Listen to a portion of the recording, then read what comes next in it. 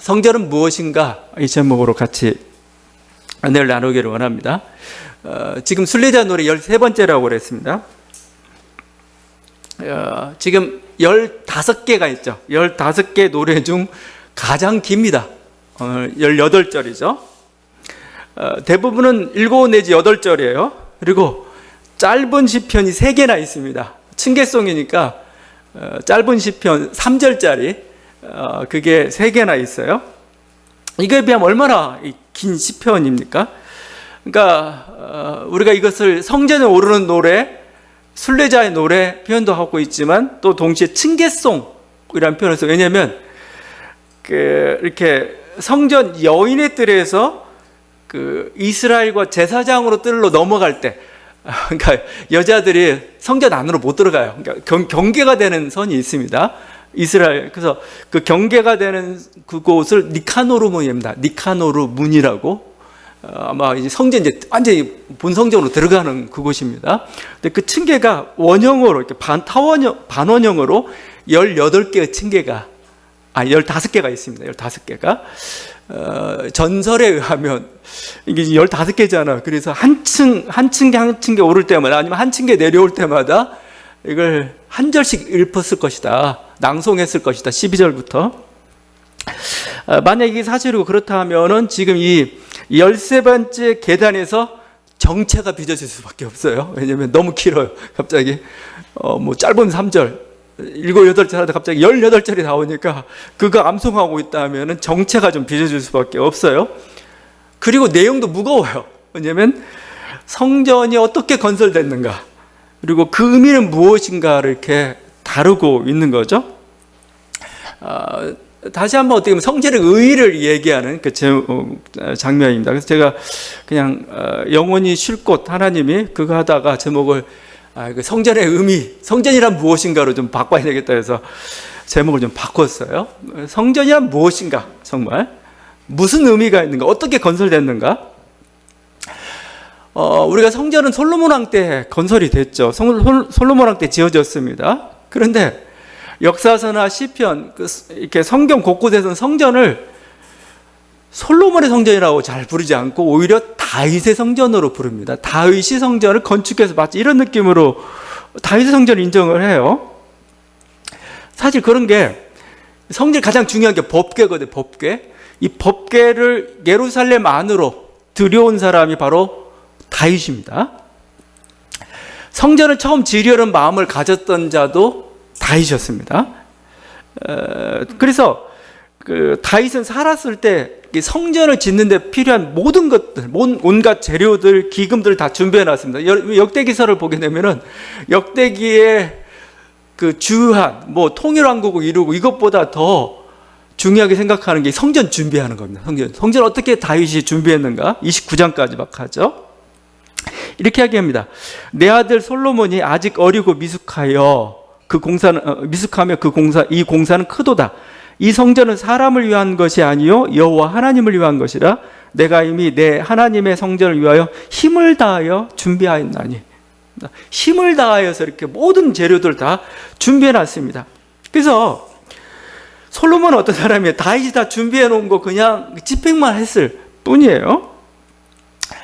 또 보다 결정적인 것은 성전과 관련된 중요한 축복입니다. 그게 오늘 12절에 나와 있죠. 다윗의 왕조를 영원히 경고케 한다는 그런, 이걸 우리가 다윗 언약이라고 합니다. 이 다윗 언약이 성전과 관련된 가장 중요한 하나님의 약속이거든요. 이게 다윗 때 주어졌던 거죠. 이러니까 다윗이 어떻게 보면 성전의 주인공처럼, 성전 지은 자처럼 여겨지고 있고, 또 이게 성전을 지을 때 보게 되면 솔로몬의 마음하고 다윗의 마음이 달라요. 솔로몬의 마음은 잘 안 나와 있지만 다윗의 마음은 나와 있어요. 얼마나 그가 성전을 짓기를 간절히 원했는가. 이 성전을 향한 얼마만큼의 그 사랑과 열정이 있었는가를 보여주고 있어요. 오늘 그 시편을 두 개로 나눌 수가 있습니다. 1절부터 9절, 10절부터 18절인데 1절부터 9절까지가 다윗의 마음을 보여주고 있어요. 다윗이. 거기 1절 이렇게 시작해서 다윗을 위하여 그의 모든 겸손을 기억하소서. 그가 얼마나 겸손했는가. 근데 여러분 내용을 읽어보고 원래 겸손이라는 단어가 약간 가난함, 뭔가 곤고함, 뭐 이런 뜻을 가지고 있는 단어거든요. 겸손이라는 게 좀 번역이 잘못된 것 같아요. 차라리 겸비가 나올 수 있습니다. 겸비, 그의 겸비함을. 아니면 좀 더 가면 애달픔입니다. 그의 애달픈 마음. 아니면 그의 괴로움입니다. 괴로움. 그의 괴로움을 기억하서 그의 얼마나 그가 애달파했는가를 좀 기억하서 이렇게 된 겁니다. 어느 정도냐? 그 2절과 3절에 되어 있죠. 내 침상에 오르지 아니했고 내 눈으로 잠들게 하지 아니하였도다. 내가 잠을 잘 수가 없어요. 왜냐하면 주님은 집도 없이 이렇게 떠돌고 있는데, 주님은 집도 없이 떠도는데 자기는 편안한 침상에서 이렇게 잠을 이룰 수가 없는 거죠. 그러니까 그 애달픔, 그 고통, 그러니까 침상이 자기 침상이 그만큼 하나님을 사랑했고 하나님의 성전을 사랑했다라고 이렇게 보여주고 있는 거죠. 다윗의 어떤 인생과도 좀 비슷해요. 다윗은 평생을 사울에게 쫓겼죠. 망명 생활을 좀 했습니다. 거의 그냥 반란군에 지나지 않았어요. 자기가 의도하지 않았지만 거의 이 이스라엘의 반란군이 돼가지고 이렇게 쫓겨다녔습니다. 그러다가 어떻게 기회를 잡았고 하나님의 은혜로 어떻게 보면 이제 그 예루살렘을까지 점령을 합니다. 첫 예루살렘 성을 점령했던 사람이 다윗이에요. 그리고 다윗성까지 세웠습니다. 통일한국의 기틀을 마련했습니다. 이제 발 뻗고 잘 편안해진 거죠. 그러자 다윗이 하나님이 생각난 거예요. 하나님, 나는 이렇게 편안해졌는데 우리 하나님은, 하나님의 집이, 하나님도 여전히 방황하고 있어요. 왜냐하면 법궤가 이곳저곳 흩어져서 좀 돌아다니고 있거든요. 법궤에 관련된 내용이 사무엘서 상에 잘 나타나 있습니다. 블레셋 전투에 법궤를 끌고 갔다가 이스라엘 패했어요. 그래가지고 법궤가 블레셋으로 끌려갔다가 저리 갔다가 나중에 지금 여기 뭐 보통 바알레 유다, 지금 여기 지명 나오는데 에브라드 하는지 모르지 정확히 좀 애매한데 바알레 유다라는 곳에 안치가 됩니다. 그곳에 이제 마치 내팽개짓이 이렇게 버려져 있는 겁니다. 그러니까 그걸 안타깝게 여긴 거죠. 안타깝게 해가지고 다윗이 그걸 들여오려고 합니다. 우리 하나님의 법궤가 저렇게 하나님의 숨 쉬는 곳이 저렇게 불편해서 되겠니? 예루살렘 성으로 들여오려고 이제 막 합니다.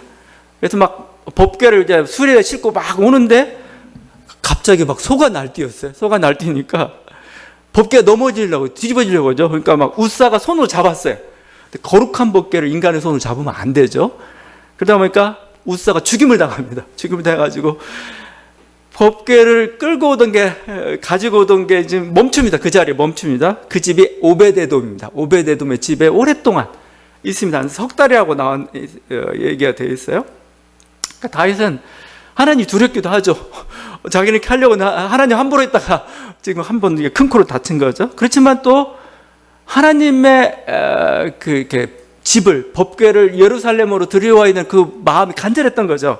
어떻게 했냐면, 그래서 이번에는 오베데돔의 집에서 모셔오는데 하나님 노엽지 않도록 어떻게 했냐면 6걸음마다 살찐 송아지로 제사를 드립니다. 6걸음 가고 제사 드리고 6걸음 가고 언제 들어가는지 모르겠는데 하여튼 그런 식으로 제사를 드리면서 법궤를 이렇게 예루살렘으로 이렇게 안치를 합니다. 근데 일이 너무 기뻤어요. 일이 너무 기뻐가지고 그 사무엘 하에서 이렇게 표현합니다. 다윗이 여호와 앞에서 힘을 다하여 춤을 추었다. 다윗과 온 이스라엘 족속이 즐거이 환호하며 나팔을 불고 여호와의 궤를 메고 왔다. 막 힘을 다하여 춥니다. 근데 예전 같으면 거의 속옷 없고 그냥 겉옷만 걸치고 사는 게 그 당시 사람들이에요. 그러니까 너무 힘을 주다 보니까 아래쪽이 얄몸이 다 드러날 정도로. 그래서 그 왕비 미갈이 그 흠을 좀 잡았기도 해요. 채통머리 없이. 근데 다윗은 채통이고 없어요. 그리고 왜냐면 얼마나 기쁜데 자기는 너무 기뻐가지고 막 아랫도리가 들썩들썩 할 정도로 이렇게 춤을 췄다는 거죠. 여기 보면 그 즐거이란 단어가 있습니다. 즐거이. 9절과 16절에 2번 나오죠. 주의 성도들은 즐거이 외칠지어다. 즐거이가 중요합니다. 즐거이. 즐거이라는 건 뭐예요? 정말 마음이 흡족해서, 너무 마음이 기뻐서, 자원해서 이런 뜻을 가지고 있잖아요. 그래서 이와 같은 일이 성전을 준비할 때 실제 이런 일이 있습니다. 역대하 29장에 보게 되면은 다윗과 그 백성이 성전을 위하여 예물을 준비하는데 뭐라고 하냐면 이때 즐거이 드렸다. 자원하여 드렸단 말이다. 자원하여. 이렇게 표현합니다.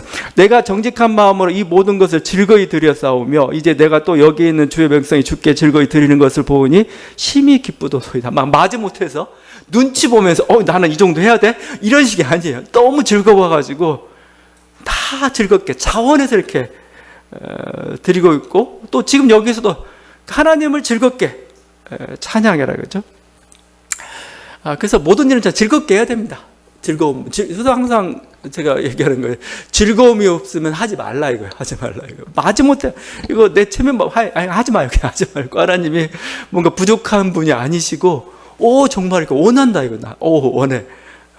그러니까 즐겁게 하는 사람 또 말릴 수가 없죠. 말릴 수가 없죠. 웨스트민스터 신앙 고백서도 얘기하고 있는 게 이 하나님을 경배하고 인정하는 정도가 아니고 즐겁게 영원토록 그분을 즐거워하는 것, 이게 인생의 본분입니다. 그러니까 하나님과 동행하고 하나님과 가는데 즐거워야 되지. 이게 그냥 부담스럽다면은, 눈치 보고 있다면, 두렵다면, 언제 때릴까 이게 두렵다면은 아니죠. 다윗은 정말 하나님과 동행하는 게 즐거웠어요. 그렇다고 다윗이 하나님한테 맞지 않았느냐? 맞아도 즐거웠어요. 맞아도 다시 이거 제가 잘못했으면 고쳐가면서 살았던 인생인데, 이 즐거이, 이게 역대상의 역대기서의 이스라엘의 마음이었고, 또 다윗의 마음이었고, 지금 이 시편을 읽고 있는 그들의 마음이었던, 이렇게 진정과 사랑과 이 즐거움으로 이 일을 준비했으면 이게 성전입니다. 이렇게 진심으로 이렇게 다윗이 하나님을 생각하니까 하나님이 다윗을 정말 갸륵하게 여깁니다. 기쁘게 여깁니다. 네가 나를 생각해 주는구나. 그래서 하나님이 어떤 집을 근데 솔로몬 때 짓고 성전은 대신 다윗에게 하나의 언약, 오늘 여기 맹사하셨다, 약속하셨다 표현하는데, 다윗의 언약이라는 그 축복을 베푸시죠. 그 11절과 12절입니다. 여호와께서 다윗에게 성실히 맹세하셨으니 변치 아니하실지라. 이르시기를 내 몸의 소생을 내 위에 둘지라. 내 자손이 내 언약과 저희에게 교훈하는 내 증거를 지키시는데 저희 후손도 영원히 내 위에 앉으리라. 여기 중요한 게 저희 후손 영원히 네 위에, 다윗의 왕조가 영원히 지속된다. 이것을 다윗의 언약이라고 표현을 합니다. 보통 우리가 이스라엘 역사를, 우리가 성경을 39권을 관통할 때 주로 이런 언약 사건을 가지고 관통을 합니다. 두 가지 언약, 가장 중요한 두 가지 언약이 있어요. 하나가 시내산 언약이고, 오늘 이렇게 다윗 언약입니다. 여러분, 시내산 언약이라는 건 제가 출애굽기 할 때도 얘기했던 것 같은데, 시내산 언약은 보통 우리가 조건부 언약이라고 표현합니다. 이스라엘 모든 백성들이 하나님과 함께 시내산에서 계약을 맺었어요. 계약이라는 건 다른 게 아닙니다. 너희가 내 백성이 되고 나는 너희 하나님이 된다는 거예요. 너희를 지켜주고 보호하겠다는 겁니다. 근데 시내산 언약은 조건부 언약으로 붙어 있는 게 중요한 게, 시내산에서 하나님이 율법을 전해주시죠. 율법을 지켜야 복을 받습니다. 율법을 지키지 않은 하나님이 내팽개치고 저주를 줍니다. 그게 시내산 언약, 조건부 언약이고 그랬어요. 그래서 예언자들의 메시지는 다른 게 아닙니다. 니네가 시내산 하나님과 언약을 맺었는데 왜 안 지키냐 이거예요. 이거. 그러면 너에게 저주가 임할 것이다. 이게 예언자들의 메시지의 핵심이었어요. 이런 조건부 언약이 있는 반면에 오늘 나눈 어떻게 무조건적인 언약이라고 표현하는데, 다윗의 언약이 있습니다. 이 다윗의 언약이라서 다윗 한 개인을 축복하는 것 같지만 아니에요. 고대 사회에서 왕이 잘 돼야 나라가 잘 되는 겁니다. 왕이 잘 돼야 나라가 평안한 거예요. 그래서 사실은 이스라엘 향한 축복이기도 한 거죠. 그 축복은 뭐냐? 다윗 왕조가 영원히 지속되도록 하겠다. 거기 12절에 교훈과 증거를 지킬진데, 여기에 초점이 있는 게 아닙니다. 이거 조건절 아니에요. 지키도록, 노력하도록, 이렇게 지키도록 하나님께서 인생 막대기로 너희를 때리겠지만, 다윗 왕조는 그냥 내가 조건 없이 그냥 너희를 영원히 지켜줄게. 그게 사무엘하 7장 16절에 분명히 나타납니다. 이렇게 표현하죠. 네 집과 네 나라가 네 앞에서 영원히 보존되고 네 위가 영원히 견고하리라. 네 위가 영원히 견고하리라. 조건 없어요. 그냥 내가 다윗 집안은 그냥 보존해 줄게. 그 왕계가 계속되도록 해줄게. 아무런 조건 없이. 이 때문에 여러분이 이스라엘 역사를 보면은 북왕국은 쿠데타 연속이에요. 이스라엘 계속 왕조, 무슨 왕조라고 할 수가 없어요. 쿠데타 연속입니다. 근데 남왕국 유다는 다윗 왕조 단일 혈통이 계속 보존이 됩니다. 적게 보존이 되고 있는 게 남왕국 유다의 그 모습이었던 거죠. 물론 바벨론 포로기나 뭐 그걸 겪고 뭐 왕위가 끊겼던 때도 있어요. 자, 그래도 다윗 왕조를 영원히 지키겠다는 이 약속, 이게 뭐죠? 이 구원의 희망, 구원의 희망으로서 이게 또 작용하기 시작합니다. 거기 하나의 10절과 17절에 등장하는 단어 중에 하나가 주의 기름 받은 자죠. 주의 기름 받은 자, 이런 표현이 나옵니다. 주의 기름 받은 자. 이 주의 기름 받은 자가 누구냐? 히브리어로 메시아입니다. 메시아 신앙이 여기서 나왔어요. 메시아 신앙이 지금. 그러니까 이런 거예요. 다른 거 아닙니다. 지금 이스라엘 고통을 겪고 있으니까 뭐죠? 하나님 다윗의 왕조를 영원히 견고케 하신다고 하셨지 않습니까? 그것처럼 우리에게 다윗과 같은 왕을 다시 보내주십시오. 그래서 이 나라를 다시 견고케 해주십시오. 이 나라에 축복을 주십시오. 이게 메시아 신앙인 거죠. 종말 때마다, 이들은 위기 때마다 다윗과 같은 메시아를 기다렸고, 이제 기독교는 뭐예요? 예수 그리스도가 그 다윗과 같은 메시아로 오셨다라고 선포하는 거죠. 이스라엘은 아직도 기다리고 있어요. 아직도 기도가 다윗의 그 메시아, 우리는 야 다윗과 같은 메시아가 왔어, 그게 예수 그리스도야 설명하고 있지만 아직은 믿지 않고, 그들은 이런 아직도 여전히 다윗과 같은 메시아가 오셔서 우리 민족을 해방시키시고 우리 민족에게 평화를 주십시오. 이게 메시아 신앙, 종말 신앙, 구원 신앙이 되었던 거죠. 그래서 이 약속이라는 게 얼마나 중요한 건지. 근데 보면 재밌는 게 다윗은 이렇게 모든 걸 다 했어요. 축복도 받았죠. 근데 다윗에게 성전을 짓는 영광을 허락하지 않아서 하나님이요. 준비만 했을 뿐입니다. 아니 왜 모든 걸 이루고 축복까지 줬고 이렇게 사랑도 있는데 왜 안 줬을까? 역대기서는 이렇게 말합니다. 역대기서에서 다윗의 말이에요. 다윗이 솔로몬에게 이르되 내 아들아, 나는 내 하나님 여호와의 이름을 위하여 성전을 건축할 마음이 있었으나 여호와의 말씀이 내게 임하여 이르시되 너는 피를 심히 많이 흘렸고 크게 전쟁하였느니라. 내가 내 앞에서 땅에 피를 많이 흘렸은즉 내 이름을 위하여 성전을 건축하지 못하리라. 이렇게 한 거죠. 다윗은 손에 많이 피를 흘렸죠. 전쟁을 많이 했기 때문에, 통일왕국을 이루면서 특별히 사울, 어떻게 됐든 그 사울의 왕족이 다윗의 손에서 거의 사라지다시피 했어요. 뭐 자기가 안 했다고 하지만 결국 많은 피를 흘렸어요. 통일왕국을 이루기엔 사실은 부족한 거죠. 그런데 고대에 이렇게 피 흘리지 않는 왕이 어디 있어요? 솔로몬은 피 안 흘렸나 결국? 뭐 솔로몬 이후에 내전도 있기도 하고, 뭔가 왕이란 존재는 항상 전쟁이 있기 때문에 피를 흘리지 않는 왕이 없어요. 제가 보니까 항상 하는 얘기지만 건수 잡은 겁니다. 건수.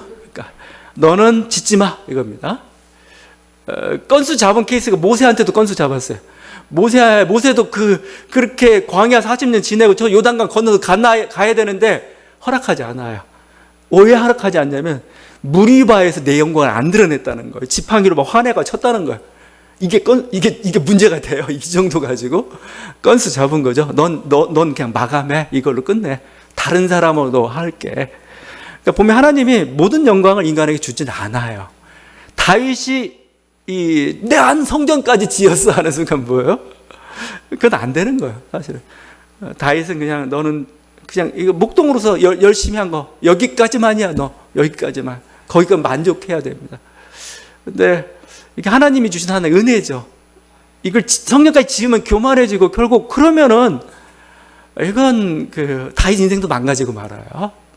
그래서 하나님 그 영광을, 그럴 뿐만 아니라 이것도 있습니다. 성전은 언제 지어지느냐? 보통 우리가 신전이죠. 신전은 가장 강력한 왕, 아니면 영적 왕이 출현했을 때 신전을 지어요. 그렇게 되다 보니까 어떤 일이 발생하냐면은, 이게 마치 그 인간이 신을 위해 주는 것처럼, 그러니까 인간의 권력에 의해서 신의 영광이 유지가 돼버리는 그런 현상이 돼버립니다. 인간의 권력과 사라지면 신도 사라져버려요. 마치 그런 일이 비일비재했던 게 고대 중군동 역사. 하나님 그걸 원치 않아요. 네가 어떻게 알세요? 넌 필요 없어. 네가 잘났다고. 네가 얼마나 잘났는데. 대신 뭐죠? 솔로몬한테 그 영광을 넘깁니다. 그럼으로써 이게 이스라엘 신앙이 가지고 있는 여호와 신앙의 참됨을 보여줍니다. 인간이 필요해서 요청해서 세워지는 게 아니에요. 신이 원해서 세워진 거죠. 그걸 보여주고 있는 거. 이게 바로 그 모습이라 할 것입니다. 자, 그래서 이렇게 해서 성전이 건축이 되었습니다. 그런데 이 성전이라는 게 참 다시 한번 좀 묵상해 봐야 될 텐데, 왜 하나님은 성전에 오시려는 것일까? 어떻게 오실 수가 있는 것인가? 오늘 말씀에도 반복되는 내용이 있습니다. 거기 15절에 여호와의 처소라고 표현하고 있죠. 7절에 그의 발등상, 13절에 자기 거처, 14절이 아마 대표적인데, 이는 나의 영혼이 쉴 것이라 내가 여기 거할 것은 이를 원하였음이라. 내가 쉴 곳이 필요해. 하나님이 나는 이제 이 성전에서 영원히 쉴 곳을 정하겠어. 그래서 여러분, 지성소, 그러니까 하나님 쉴 곳 보면 지성소죠. 지성소에 보게 되면 법궤가 있어요. 근데 법궤를 보게 되면은 법궤 형상이 참 여기 상징하는 바가 있습니다. 법궤 안보다 법궤 위가 중요합니다. 뚜껑이 중요합니다. 덮개가 중요합니다. 덮개에 그 보통 천사가 날개 6개 달린 천사가 이걸 감싸 보호하고 있는 그 모습이 법궤 위에 이렇게 형상화되어 있어요. 보통 그게 연장돼 가지고 우리가 스랍이라는 표현을 스랍, 내 생물이라는 표현을 쓰기도 하고 그렇습니다. 그 솔로몬 성전에서는 그 사자상을 세웠습니다. 사자상처럼 해가지고 사자와 같은 천사가 날개로 보호하고 있는.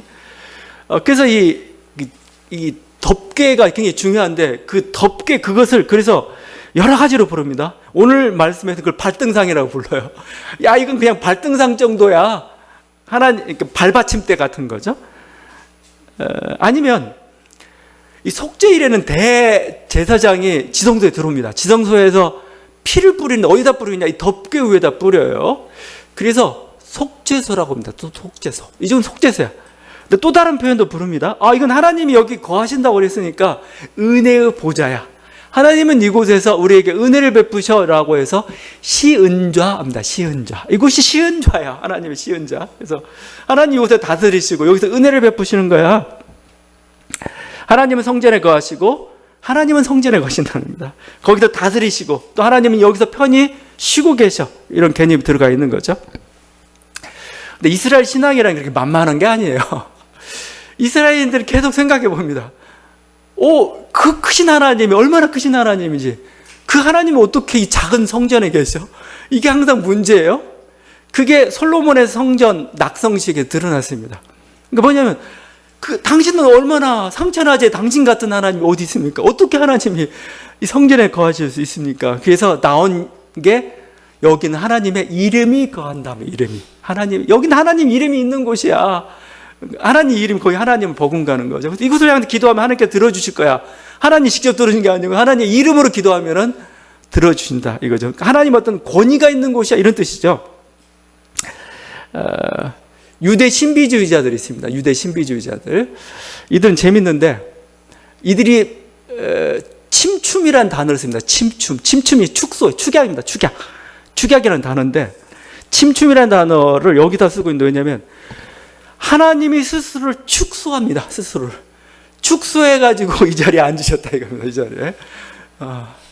그 대단한 그 침춤, 창조 때도 쓰는 그 단어이기도 한데, 하나님이 스스로를 축소해가지고 여기에 계신다 이렇게 표현합니다. 유대계 또 다른 곳에서는 이렇게 표현합니다. 어떻게 하나님이 이 보좌에 계실까? 다가 하나님의 영광이라는 단어를 씁니다. 그때 쓰는 단어가 쉐키나. 누가 쉐키나라는 단어를 굉장히 좋아하던데, 쉐키나, 하나님의 영광. 그러니까 하나님의 영광은 하나님은 아니에요. 그러니까 성전은 하나님이 계신 곳이 아니고 하나님의 영광이 계신 곳입니다. 하나님의 영광. 쉐키나죠, 쉐키나. 쉐키나는 영광스러운 게 아니에요, 사실은요. 어떻게 보면. 하나님을 대체하는 겁니다. 대체하는 거. 약간, 근데 신약은 우리는 하나님의 영광을 보았다고 표현하잖아요. 그리스도를 직접 만졌다고 표현하고 있잖아요. 우리는 그리스도입니다, 그리스도. 직접 하나님을 만졌는데, 유대교는 아직도 하나님 못 봐요. 그냥 우리는 영광만 봤을 뿐이야. 이게 쉐키나. 그죠? 근데 예수님은 또 다르게 말씀하십니다. 예수님 뭐라고 예수님 말씀이 정답이죠. 뭐라고 표현하면 하나님은 영이시다 표현해요. 하나님은 영이시다. 영이란 단어가 바람이란 뜻이에요. 바람. 하나님은 바람이시야. 그렇죠? 그 말의 뜻은 뭘까요? 장소로 붙잡아 둘 수가 없어. 하나님은 장소로 어떤 공간으로 붙잡아 둘 수가 없어. 그러면 어떻게 붙잡아 둘 수가 있어? 영이신 하나님은 영으로만 예배할 때 붙잡아 둘 수가 있고 인식할 수가 있고 인지할 수가 있어. 그 말이 오늘 우리가 예배 때마다 드리는 말씀이죠. 첫 시작할 때 하나님은 영이시니 예배하는 자가 영과 진리로 예배할지니라. 하나님은 영이시니 하나님 바람이시니 어떤 장소나 공간 뭐 어떤 것으로도 자유로운 분이라도 잡을 수가 없지만 예배하는 자 영과 진리로 진리의 영입니다. 진리의 성령으로 예배하는 자들은 뭐예요? 그곳에 마치 이렇게 표현할 수가 있습니다. 마치 공명이 일어난 것처럼 맞아요. 공명이. 하나님 저 멀리 계신 분이 성령을 통해서 마치 공명하듯이 여기서 하나님이 나타나시. 하나님 이곳에 계셔라고 이렇게 표현하고 있어요. 그래서 영과 성령으로 예배하는 그곳에 하나님의 성령이 있는 그곳이 그곳이 예배 장소야. 그렇죠. 그래서 모세는 이 흙먼지가 날리는 그런 곳이지만 신발을 벗잖아요. 여기가 하나님. 왜냐하면 영이신 그 하나님이 그 가시떨기 나무에 임하셨을 때 그곳이 성전이 되는 겁니다. 그곳이 성전. 성막이 왜 성전이에요? 영이신 하나님이 그곳에 임하였기 때문에 되는 거고. 이 예수님의 말씀을 그대로 적용시킨 게 사도 바울의 고린도 교회를 향해서 한 이 말입니다. 너희가 하나님의 성전인 것과 하나님의 성령이 너희 안에 거하시는 것을 알지 못하느냐? 너희가 하나님의 성전인 것과 하나님의 성령이 너희 안에 거하시는 것을 알지 못하느냐? 지금 고린도 교회는 비린내 나는 곳이죠. 그 바닥 항구 도시 근처 비린내, 돈 냄새 펄쩍 풍기고, 그 가죽 제품 냄새 풍기고, 또 인간의 다툼도 있고 부족함이 없는데 이곳이 성전이라는 거, 이곳이 성전. 대단한 말이죠. 사도 바울이 지금 옆에 그냥 아르테미스 위대한 그 세계 7대 불가사인 그 성전 보면서도 이거 성전 아니야. 하나님의 영이 없기 때문에. 저 예루살렘 성전 보면 저기 또 성전이 아니야. 왜? 하나님의 영이 없기 때문에. 근데 고린도 교회 이 초라한 곳을 보면서 이곳이 하나님의 성전이야. 그렇죠? 왜? 하나님의 영이 여기에 있기 때문에 그런 거죠. 하나님의 성령은 이런 교회 공동체 위에 뿐만 아니라 이제는 개인의 마음 속에도 임합니다. 너희 가운데, 너희 안에 거주하신다 표현을 쓸 때 그게 하나의 공동체일 뿐만 아니라 한 개인의 심령 속에서도 이게 우리 몸이 성전인 겁니다. 우리 몸이. 그래서 크리소스톰이라는 그 초대 교문은 몸을 걸을 때도 이렇게 조심조심 걸었대요. 조심조심. 예. 내가 성전인데 함부로 할 수 없지. 그러니까 여러분 운동도 하고 헬스도 좀 해야 돼요. 이게 내가 성전이야, 내가 성전. 근데 함부로 그냥 내팽길 수 없죠. 좀 잘 가꾸고 항상 이곳에 기쁨이 있는 거고. 그 아빌라의 그 테레사 성녀죠. 그래서 마음의 궁방이라는 표현을 써요. 마음의 궁방. 마음의 궁방이 뭐냐면 우리 마음 깊은 곳에 하나님의 지성소가 있다는 겁니다. 그 지성소에 이르기 위해서 7개의 단계를 거쳐가고 그 수련 과정을 밝히고 있어요. 그래서 결국 우리가 이 마음에 계신 하나님을 어떻게 만날 수 있을까? 지금 하나님은 어떤 공간이나 장소가 아니고 여러분의 심령, 우리 공동체 후에 인간 사회 가운데 머무르기를 원해. 나는 인간들과 함께 영원한 거처를 삼기를 원해.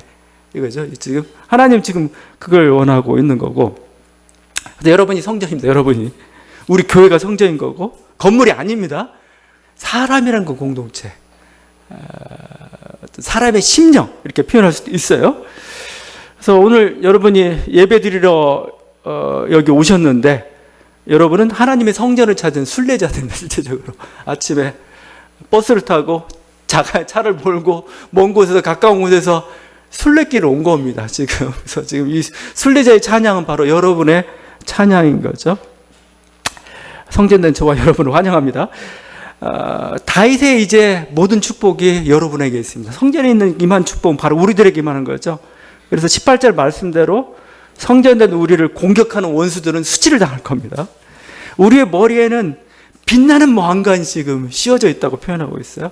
우리는 그만큼 존귀하다 이렇게 말씀하고 있습니다. 이 은혜가 함께하는 저와 여러분 되시길 바랍니다. 기도하시겠습니다.